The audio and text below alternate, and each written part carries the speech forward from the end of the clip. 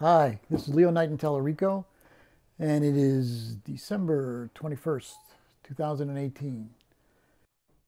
Here in the East Coast of the United States, we are just about up to Christmas, but more importantly, just about up to the winter solstice. Winter solstice is the 21st. Big turning point because the dark minutes of the day are at their greatest, and the light minutes of the day are at their least when the winter solstice hits. But then after that, light begins to increase in proportion to dark and keeps doing that until spring equinox, when light and dark are equal. And then light starts getting stronger and stronger in proportion to darkness until summer solstice, when light is at its zenith, but the turning is to the darkness at that time. So a lot of people get depressed around this time of year. That gets somewhat offset by holidays, but when people are internal, not running around so much, they can feel what this time of year is.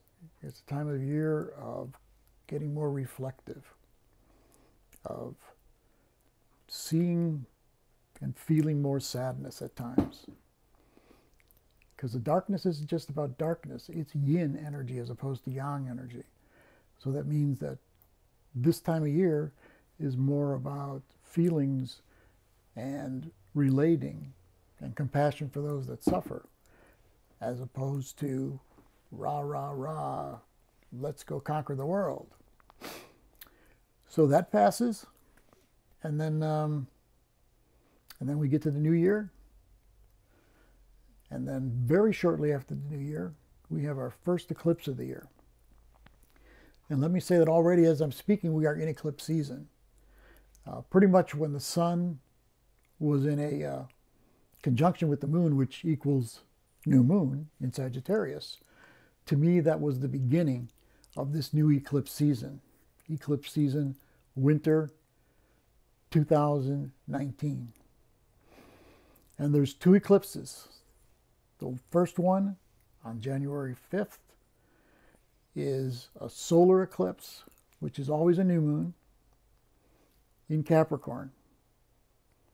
The second eclipse will be on the 20th, 21st, depending on where you live. And that one will be in Aquarius, which means the sun will be in Leo and the moon will be in Aquarius in a lunar eclipse. So both of those will be very powerful events. Eclipses usually are. That first eclipse is more powerful than solar eclipses usually are, and that's because both Saturn and Pluto will be conjunct that solar eclipse new moon. Because Pluto's in Capricorn, 20 degrees approximately at that time. Saturn is in Capricorn at 11 degrees approximately. And the eclipse itself is at 15 degrees of Capricorn. So Pluto and Saturn being part of the signature of this event adds a whole other element. Pluto is the guardian of the underworld. Saturn is the lord of time and gravity. So when you put gravity together with underworld, you can see that everything will be brought down, not way up. That'll be counteracted a little bit by the fact that Jupiter's in Sagittarius, where it just started to be there a few weeks ago, and it'll stay there for a year, and that's much more uplifting. But generally speaking, it's a pretty serious eclipse, and it's going to be powerful for ending things. It's also going to be very powerful for the beginning of things. And that's Saturn and Pluto together create that. Out with the old structures, out with the old belief systems, out with the old patterns, and getting ready for a rebirth. And since it's a new moon, movement forward for new beginnings, like a rebirth, are good at that time. So if you, listener, are a Capricorn, like in the mid degrees of Capricorn, you'll be powerfully affected by this solar eclipse new moon. Also, if you're a Cancer, especially in the middle degrees of Cancer, you will also be more affected by this solar eclipse. And to a somewhat lesser extent, but also pertinent, is if you are a Libra or an Aries, you will be affected more than most by this eclipse. And it's not just if your sun sign; it could be any of the planets in your chart that are at those mid degrees of cardinal signs. So, in the world itself, the greater world, the United States, the whole globe, it's going to be powerful for everybody. But in the United States specifically, that solar eclipse will be opposite, fairly close to being exactly opposite, just a couple of degrees, the United States sun in Cancer. And it will be square the United States Saturn in Libra. So that's a lot of, like, the central identity of the country. It's like the sense of purpose for the country is in a process of transformation. And I've said it before, but Donald Trump is someone who is meant to be, in my estimation, the president. I predicted he'd be president like a year before he actually won. And that was predicting through astrological means. And so, you know, that begs the question, well, if you know who's going to win before it happens, doesn't that say something about something's inevitable and meant to be? And yes, I believe it was inevitable and meant to be. Now, you may be thinking, oh, that's terrible. Why would we get somebody like that? Some of you were thinking. And I say he's the perfect person to be the president right now, because he, the way he is, the way he governs, is going to lead us into the threshold of a new world. Not because he's consciously doing anything that would bring us directly into the age of Aquarius, but the way that he is affecting the institutions and the government of the United States in a way that it will need to transform. You know, lately, when I think of like common sense or conventional wisdom, I don't know if you've noticed it too, but those things don't work anymore. The old common sense isn't common sense anymore. The old conventional wisdom isn't wisdom anymore. It's because this world is going through so much. There's an old paradigm that is dying now. And a new paradigm is wanting to come to fruition, to be seen, to be felt, to be known. And the Aquarian age is a part of what this new paradigm is to be. So we are really moving out of that old age and into the new age. And in my estimation, we turn a corner. It doesn't mean all of a sudden everybody holds hands and sings Kumbaya at this time. But in December 2020, to me, that's a time of turning the corner into the age of Aquarius. Meaning there'll be no going back after that. And the signs will be much more obvious that that's what we're moving into. The troubles won't be gone yet. It won't be a perfect world, but we'll have a sense that we've turned a corner into this new age. So with that eclipse affecting the United States sun so much, its Sun-Saturn dimension, that means that the more fatherly or patriarchal sense of the United States is going through a transformation. And when you take a look out into the world, you can see the rise of women that's been happening over the last year especially. And more important than the rise of women to me is the rise of the feminine. And that's going to continue being an important part of this transformation. A rising of the feminine, a respect for the feminine. And you look at the last election, and there were a lot of women who were elected into government, many more than before. And so, like I said, that'll continue. And also the rise of minorities will continue as we go closer and closer to the age of Aquarius, because this age of Aquarius, in essence, is much about diversity within unity. And so since it's diversity within unity, it's like everybody and what they represent is meant to be a part of this new world. So even though it may look on the outside like we're not moving toward the age of Aquarius or toward the growth of all sorts of minorities in this country and in this world, it's happening. And the Trump administration or other people in the government, they can't stop it. I mean, they can temporarily hold it back. And, you know, that old paradigm is like a wounded animal. You know, it's dying, and as it's dying, it's like a bear, let's say it's dying, and anything that's around it, close by, you know, would fall under it when it falls down and dies. So, you know, we need to get out of the way of the old paradigm. And what do I mean by get out of the way? Don't be so damn afraid of it. It's the old world. It's leaving no matter what it looks like on the outside. Don't project on it enemy wish list or being an enemy who's so powerful that we can't do anything about it. It's not that way. We need to stand up and fight for what we believe in, and at the same time trust and have faith that the universe is doing its job too. Now, things are going to get uglier. I remember I told everyone last year around this time that the stock market and economy would go way down. That it'd make a somewhat of a comeback, but then it would go further down. And that's what's happening now. And this isn't just like a Band-Aid or I should say a flesh wound. This is something that's really happening around our whole economy. It's likely to go into a recession in 2019.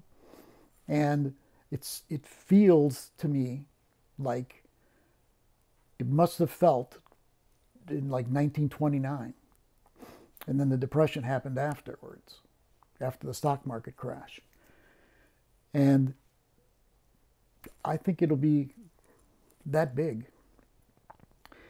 And nothing to be scared and worried about. If you follow your alignment, if you align with your true self and with the universe, you'll be guided to do exactly what you need to do at the right time. So just have faith and trust in the energies of the universe. Mother Gaia, Father Sky, any way you want to look at it. The old way of doing mother and father, which is matriarchy or patriarchy, we can't do that anymore. I mean, for a little while we may have a matriarchy because we need to rewrite the balance between the male and the female in this country and in this world.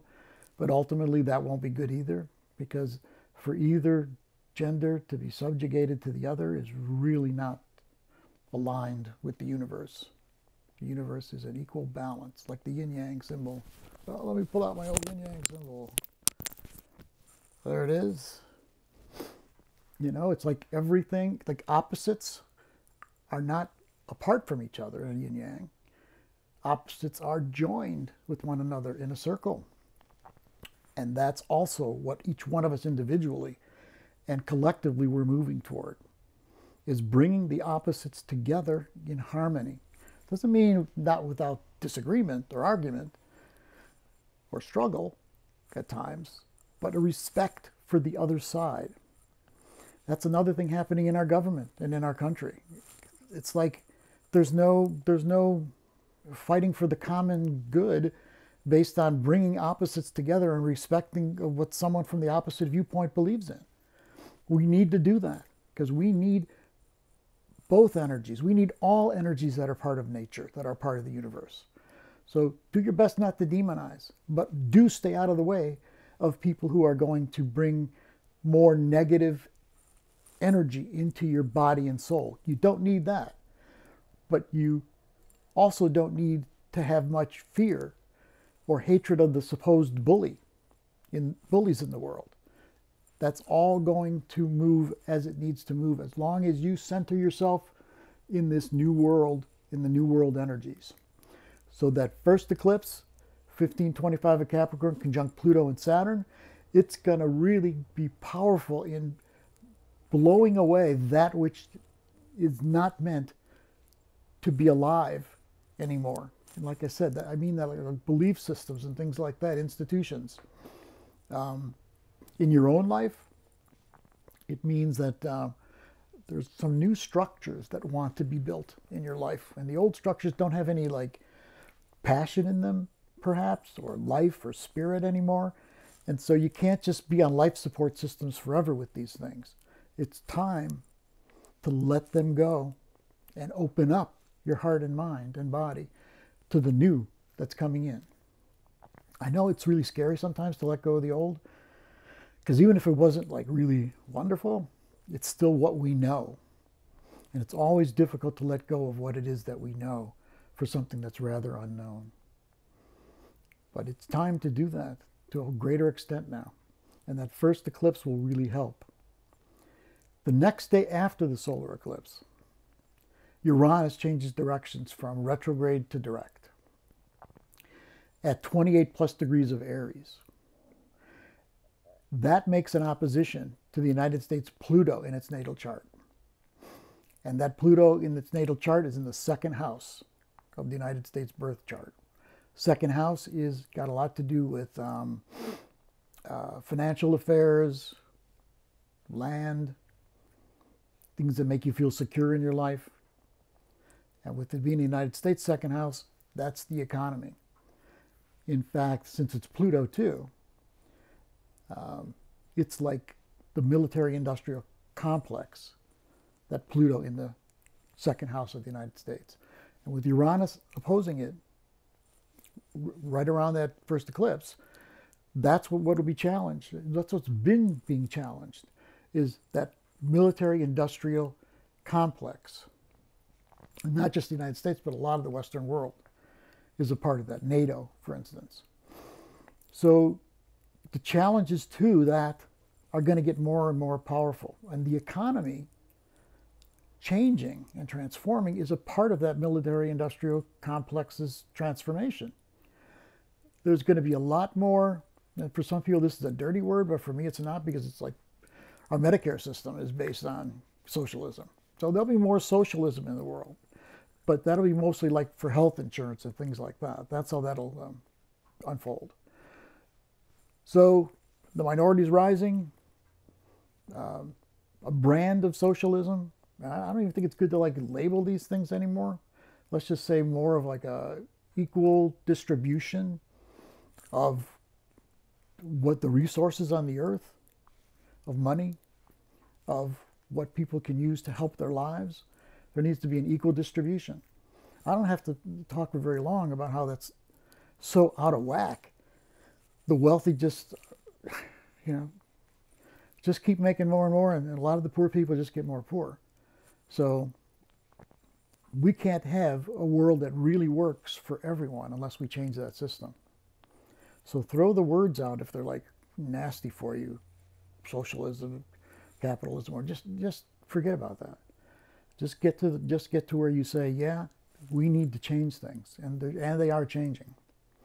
So the first eclipse will be very powerful. Uranus changing directions will add more power to it, because Uranus is one of the three transformational planets: Uranus, Neptune, and Pluto. And Uranus is about waking up, getting outside the boxes, taking the chains off, and liberating yourself. And most of all, it's about getting outside of the old boxes. Sometimes even our boxes are like, oh, I think we have to decide this or that. And then Uranus wakes you up and says, oh, wait, it's not this or that. There's a whole other element here I can look at. So that's what Uranus does. It'll be opposite the United States Pluto, and it will make a grand trine to Israel's Mars and Jupiter. Israel has Mars in Leo and Jupiter in Sagittarius, and this Uranus in Aries will make a very closely orbed grand trine in Israel's chart. Israel's on the verge of some kind of military adventure, and I can tell you that is going to happen. I'd say within the first quarter of this year. And the United States is going to leap into something militarily too, likely in the first quarter of this year. So again, you're starting to see military-industrial complex more and more. And that change is going to be good because we in the United States, we love our country, but we also want the whole world, not just ourselves, to be a part of the transformation. A lot of the values of the United States, equality, diversity, freedom, freedom of expression, these are wonderful things. The whole world can use them if that's what they want to. And so, as the United States military gets challenged, at the same time, the balance of power on the globe is going to change too. No more superpowers, no more empires. That is in the process of change. Also in the middle of January, Jupiter will be square Neptune. And that'll be within the United States chart too. That's like a really great spiritual aspect, Jupiter square Neptune. Jupiter, the ruler of Sagittarius, Neptune, the ruler of Pisces. If you're into meditation and things like that, or you're just into like looking for signs and symbols and synchronicities, surrounding that January 13th date, that's all going to be much easier to access. So you want to keep yourself as aligned as possible inside, not just running around getting things done, so that you can feel this spiritual connection and you can witness through the signs and the symbols what the spiritual movement is in your life and in life itself. So Jupiter square Neptune, middle of the month. But for some people, that Jupiter square Neptune, it's going to be more like disoriented, chaotic, and confusing more than spiritual. It depends on the person and their needs at the time. Sometimes we need confusion in order to see things in a new way, let go of the old way that we're hanging on to thinking through something. So Jupiter square Neptune in the middle of the month. And then another eclipse, eclipse number 2 on the 20th, 21st of January. I say 20th, 21st because it's going to be like an overnight here in the eastern part of the United States. So anything west of here will be the 20th. Anything east of here will be the 21st. And that lunar eclipse will also be followed very quickly by Mars square Saturn, close to the United States Mars. Let's take the eclipse first. The eclipse is Sun in Leo and Sun in Aquarius and Moon in Leo. All full moons have the Sun and Moon opposite one another. All lunar eclipses are full moons. And so it will be Sun in Aquarius, which is socially conscious, in your mind, and Moon in Leo, which is more about the self and from the heart. So when I say from the heart, I mean Leo pretty much is a creative sign, and it does follow its heart, not its head so much. The Aquarius follows its head more, and that's no judgment on either one. That's the difference between them. Aquarius also is much more socially conscious, and Leo is much more conscious of self and the self's needs, especially for people to like and admire. Again, not a bad thing unless it goes overboard, unless it goes off into narcissism. Donald Trump has his Mars in Leo, and he has Leo rising. So I think it'd be pretty easy to evaluate that he has fallen into the pit of the narcissistic potential of Leo. But what Leo's really about at heart is just like the sun. That's the ruling planet of Leo, is the sun. The sun shines its light. Leo shines its light and its warmth. That's how Leos are when they're in their heart and not in their ego. But if the sun, let's say the sun one day woke up and said, oh my God, look what I'm doing. I'm giving light and warmth all over the solar system. I am so damn cool. I'm the most important planet entity in the universe. You see, if it took itself too seriously, then that's what would happen. But Leo, in essence, is not about that. It does like to get noticed. It does like to be center of attention, oftentimes, but it doesn't have to be narcissistic, and it usually is not. Aquarius is socially conscious. Remember, we're moving into the age of Aquarius. And so sometimes socially conscious isn't good. What if what the person believes in is certain people's I don't want in my world? You know, that they're still conscious of the social fabric of things, but it's a negative sense of the social fabric. So socially conscious is a part of being Aquarius. And the higher form of Aquarius is the person feels very individualized, like different from everyone else, but at the same time has a loyalty to the community or the group that it's in, or in the country that it's in. So that will play out around the 20th, 21st in your personal lives and in the global life. So it could be like people that are more like dictators or presidents. And then, you know, Aquarius would be like the Congress, the government, the people, more than anything else. And so you can see how there can be somewhat of a conflict there. And the impeachment thing, I mean, they're gonna go after the impeachment. Now the Democrats have the majority in the House of Representatives. That's happening. And, you know, Trump's chart is being touched off a lot in this coming year. His Venus is going to be affected by Saturn and by Pluto both. So he's going through a huge transformation this coming year. And I think that transformation is going to be where people are going to seek his removal. Whether he's actually removed or not, I don't know. The man who's the vice president who would take over, as far as just being conservative or liberal, he's certainly much more conservative than Donald Trump is. So anyway, expect lots of transformation in your individual life and lots of transformation in the world for this eclipse season that we're already in, but that'll get much more powerful as we get close to that first eclipse on January 5th. Second one, January 20th to 21st.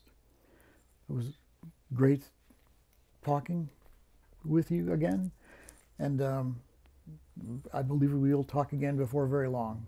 Have a great holiday if you're here before the holiday, and a wonderful new year. Take care.